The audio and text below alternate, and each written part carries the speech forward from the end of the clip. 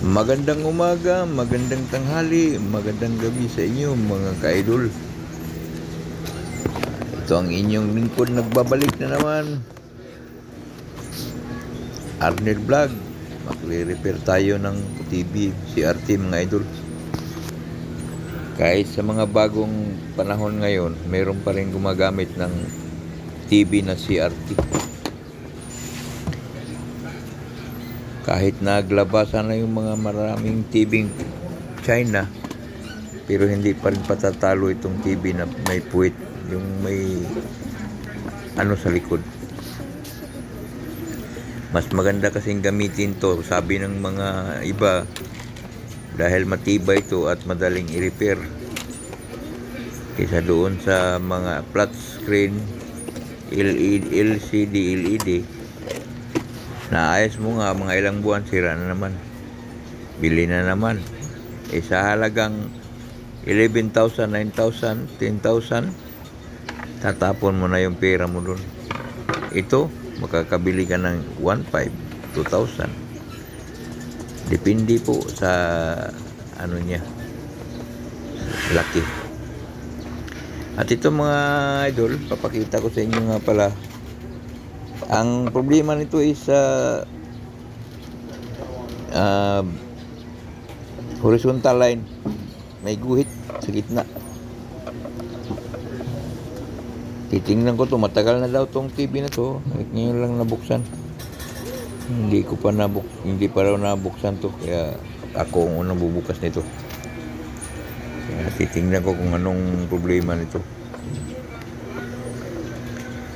Pero sa mga ganitong sira mga idol, maraming cost ang ganitong sira.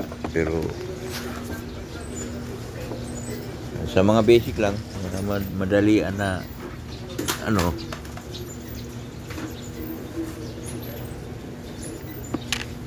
lang yan, vertical transistor IC. Sa karamihan sa mga sira, kundi man vertical, yung katabi niyang mayroong kapasitor dyan na 4,470 microfarad, o di kaya doon sa tapat ng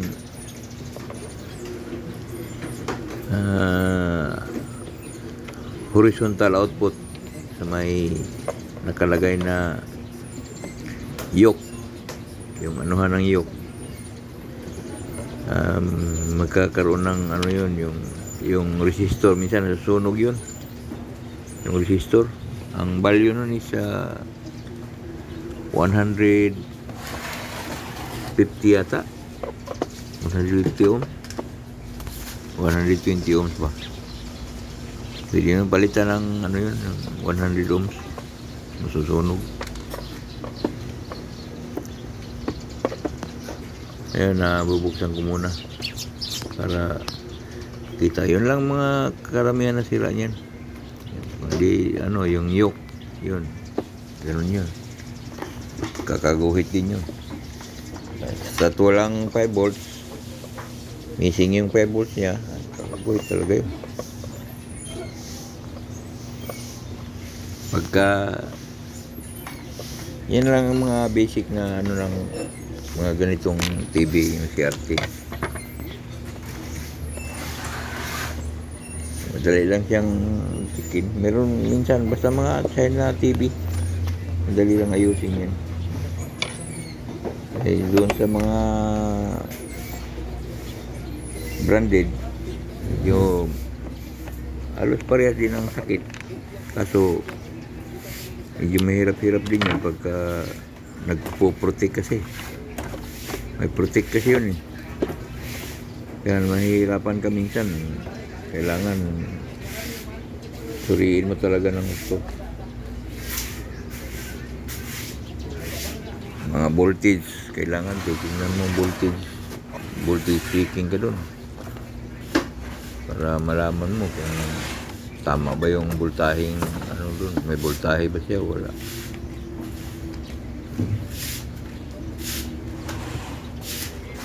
Pero kaganitong mga China TV lang.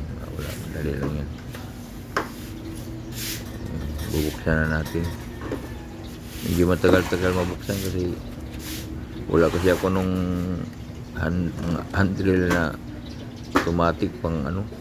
Meron ako handle kaso wala yung ano niya, walang bala yung screwdriver na mahaba. Wala, meron maiksi lang kasi. Hindi ko pwedeng ano eh, magbabangga yung ulo.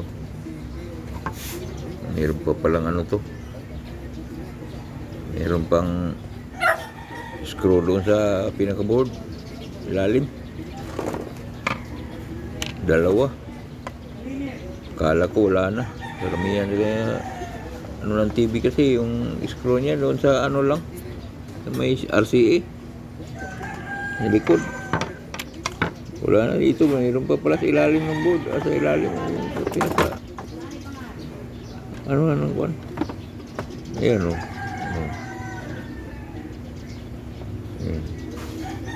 Dumikit yung board sa kabilang ano.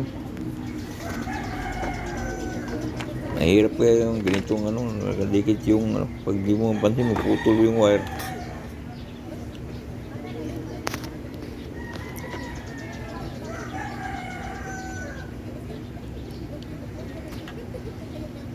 Isang dami-daming screw nakalagay.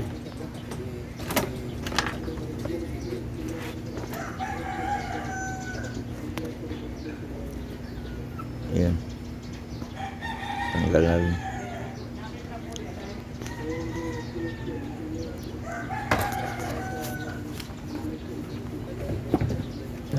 Pagre-repair mga idol, matagal-tagal na akong nagre-repair kaso natigil ako nung inatake ako. Tapos nag-dialysis ako, wala na. Hindi ako tumigil na ako.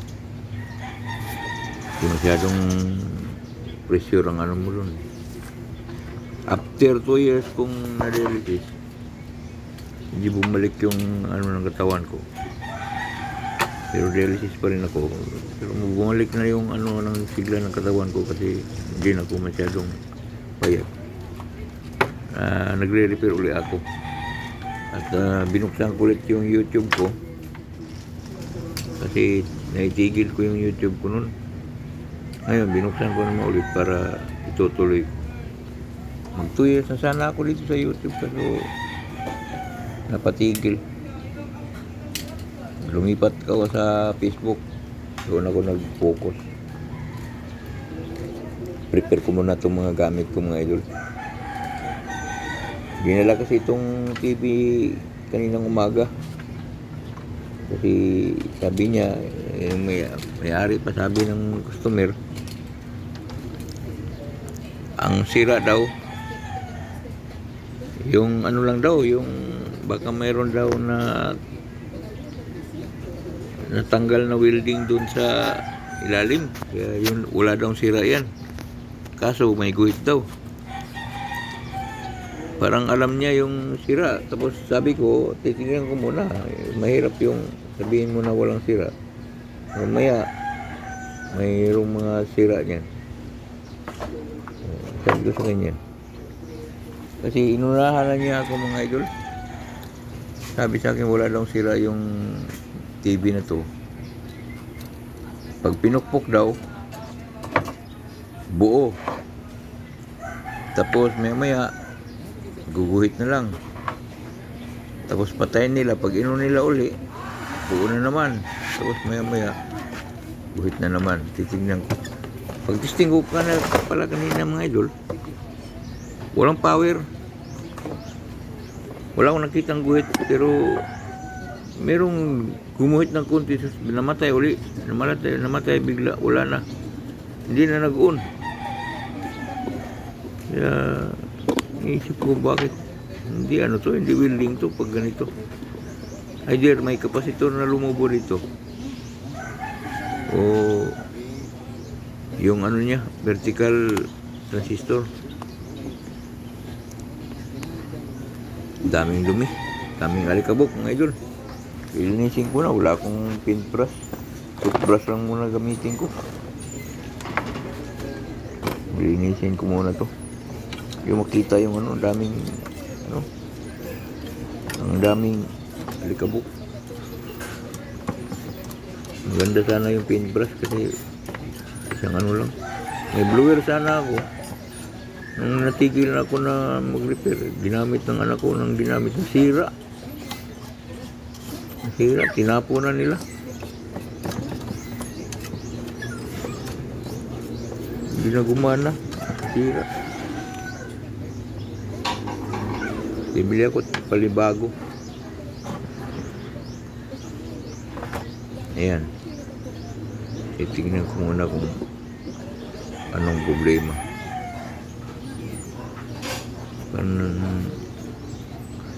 Mayroong kapasitor na lumubo dito. Tanggalin muna natin itong mga ano. I-drain muna natin yung kapasitor.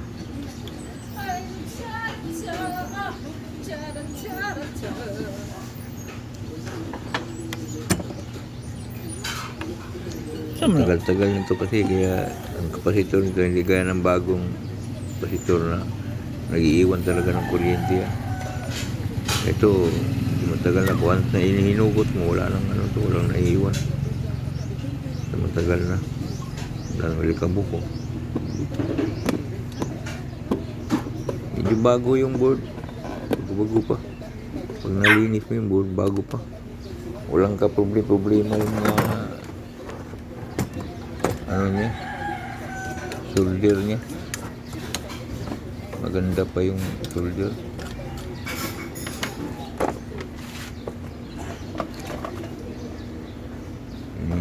Saka yung mga paan ng mga kapasitor, walang mga kalawang ano pa, yung talagang buo pa. Malinis pa siya. Matagal na daw to, matagal na mga halos mag-10 taon na daw to. Pero hindi pa nasisira.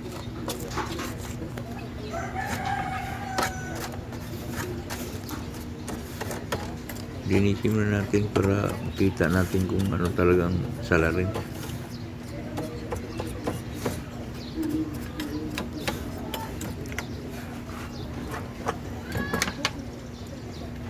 Ayan. Medyo maliwanag na kaunti.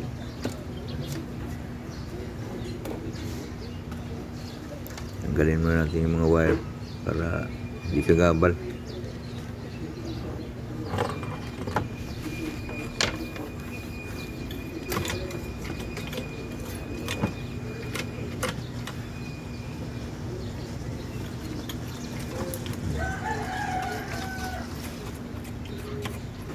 Dito kasi sa lugar namin, meron namang electronic shop dito, kaso minsan nadadala din yung mga nagpaparepair. Ginagawa kasi niya pag may mga sira, hanggat kaya na jumper lang niya para hindi siya makabili ng pyesa. Tapos mga ilang araw lang sira na naman. Pag nag-init, sisira naman yung may ibang pyesa. Nakasira yung mga jumper na yan kasi iinit Diyan na yung uminit. Yung mga pyesa na madamay doon, masunog talaga yan. Ayan. Parang nakita ko na yung kapasitor na katapat ng vertical. Lumubo yung kapasitor.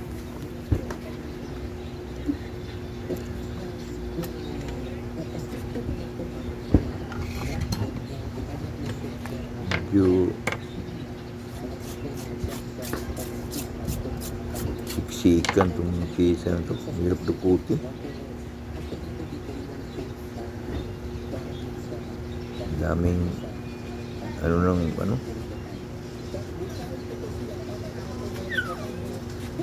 gamitan natin ng magic glass para makita natin kung may mga bukang wheel solder.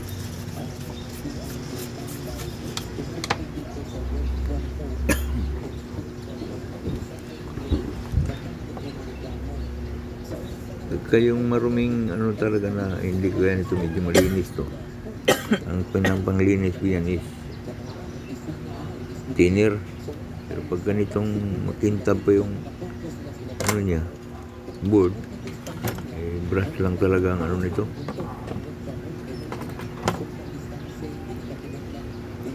Yung sayok niya, wala namang nakaangat.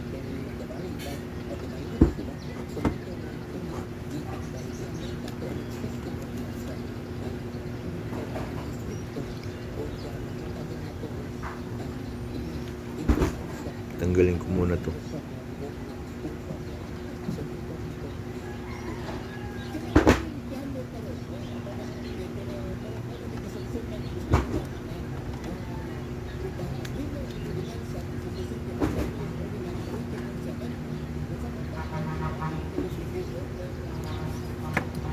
Ayan. Medyo mahirap dukutin mga idol kasi may nakaharang.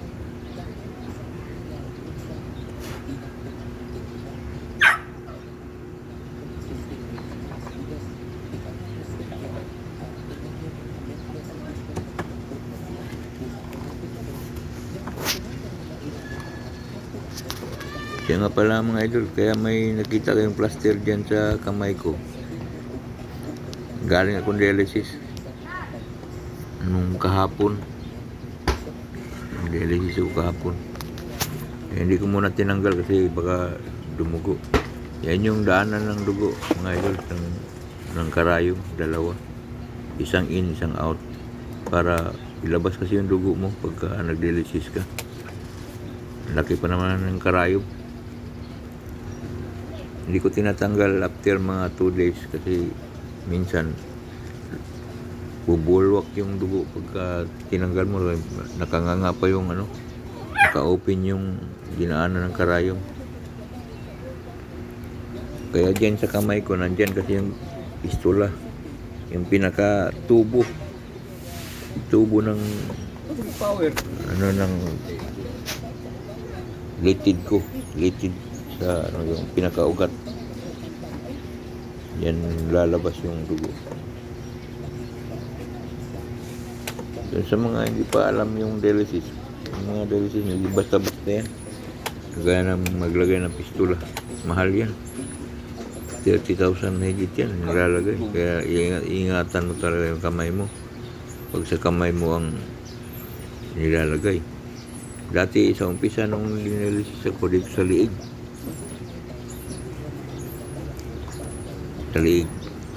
tapos after 6 months nilipat sa kamay kasi pag dito sa liig lagi kang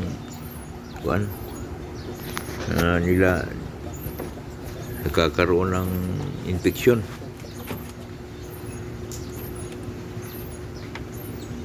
Giginawin ka pagka nag-dialysis ka at para kang mamatay-matay.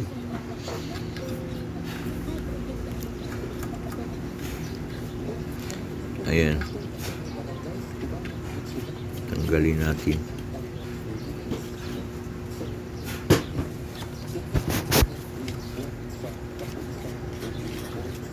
Ganyan talaga kung mag-repair mga idol. Nililinis ko muna bago ko ginagawa kasi ayaw kong magtrabaho na marumi.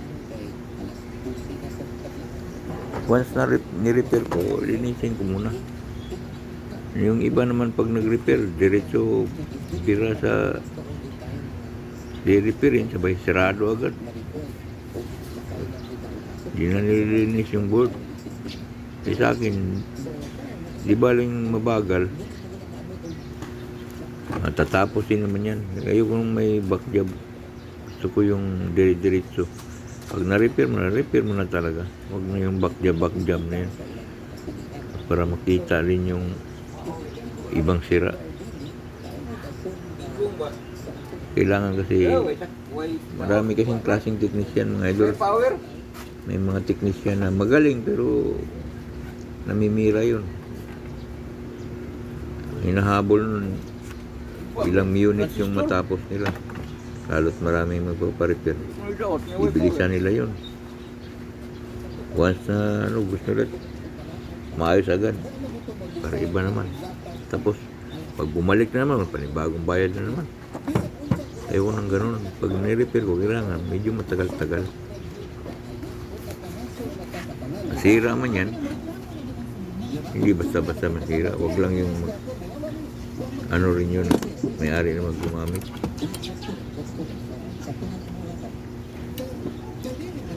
Medyo mabagal lang talaga pero hindi lang. Ano yan? Ano mo yan? Oh, yan. Capacitor rumobo. Yan. Tatanggalin ko yan.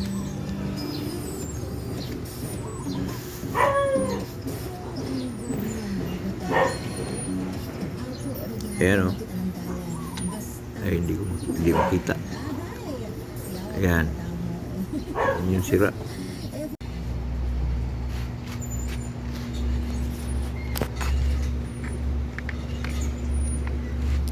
Yan ang mga idol. Vertical.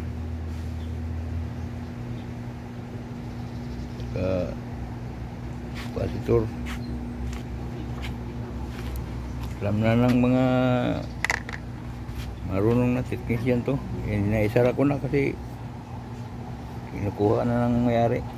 Hindi ko na naipakita. Kasi yun lang ang sira niya mga idol. Natin.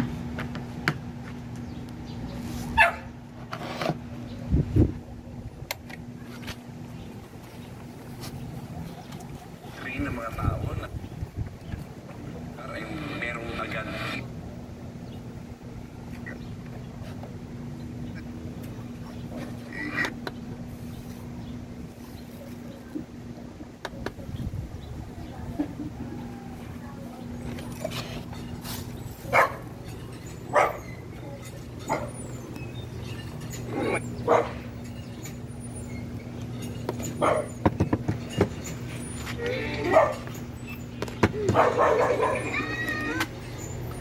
Huwag mag-alala. Dahil sa mancha, may View Breeze Powder. Nagtatanggal ng matindang mancha, may advanced whitening pa.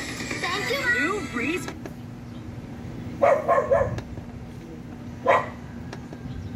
May ano?